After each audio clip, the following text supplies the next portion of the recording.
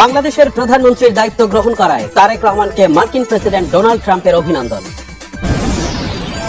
দ্বিতীয় দিনের মতো সচিবালয়ে অফিস করলেন প্রধানমন্ত্রী তারেক রহমান। প্রধানমন্ত্রীর সাথে বৈঠক করেছেন সেনা, নৌ ও বিমান বাহিনী প্রধান।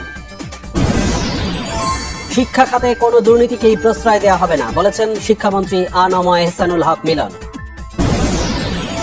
পতিত ফ্যাসিবাদের দোসররা এখনো দেশকে অস্থিতিশীল করার অপচেষ্টা করছে বলেছেন সংসদে বিরোধী দলীয় নেতা ও জামাত আমির ডক্টর শফিকুর রহমান।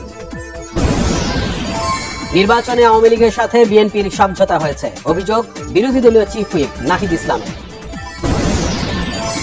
অন্তর্বর্তী সরকার বন্দর সহ যে সকল বৈদেশিক চুক্তি করেছে তা পুনর্বিবেচনা করা দরকার বলেছেন নাগরিক প্ল্যাটফর্মের আহ্বায়ক ডক্টর দেবপ্রিয় ভট্টাচার্য।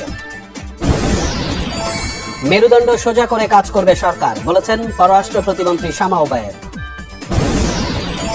নিম্ন আয়ের মানুষ যেন সাশ্রয়ে প্রোটিন পায় সে উদ্যোগ নিয়েছে সরকার, জানিয়েছেন মৎস্য প্রাণী সম্পদ প্রতিমন্ত্রী সুলতান সালাউদ্দিন টুকু। ট্রাইব্যুনালের কার্যক্রম স্বাভাবিকভাবেই চলবে, আশা চিফ প্রসিকিউটর তাজুল ইসলামের। দণ্ডিতদের সাজা কার্যকরে গুরুত্ব। পতেঙ্গা সমুদ্র সৈকত ও বিমানবন্দর সংলগ্ন সড়কের পাশে হবে প্রথম সাইকেল ট্র্যাক নির্মাণ, জানিয়েছেন চট্টগ্রামের মেয়র ডক্টর শাহাদাত হোসেন।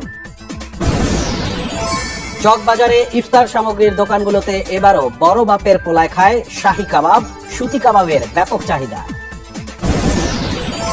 রোজার প্রথম দিন থেকেই বন্ধ থাকছে সরকারি বেসরকারি প্রাথমিক ও মাধ্যমিক স্কুল।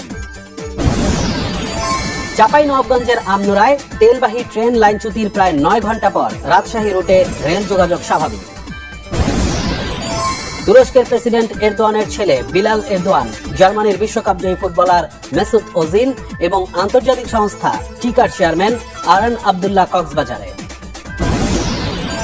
খাতুনগঞ্জে পেঁয়াজ, খেজুর, ডাল, চিনি, ছোলা সহ রমজানে প্রয়োজনীয় বিভিন্ন ভোগ্যপণ্যের আড়তে জেলা প্রশাসনের অভিযান। ব্রিটিশ রাজপরিবারের সদস্য ও রাজা তৃতীয় চার্লসের ভাই সাবেক প্রিন্স অ্যান্ড্রু মাউন্টব্যাটেন উইন্ডসরকে গ্রেফতার। শনিবারের মধ্যে ইরানে হামলা চালাতে প্রস্তুত মার্কিন বাহিনী, প্রেসিডেন্ট ডোনাল্ড ট্রাম্পের ভূমিকম্প অনুভূত।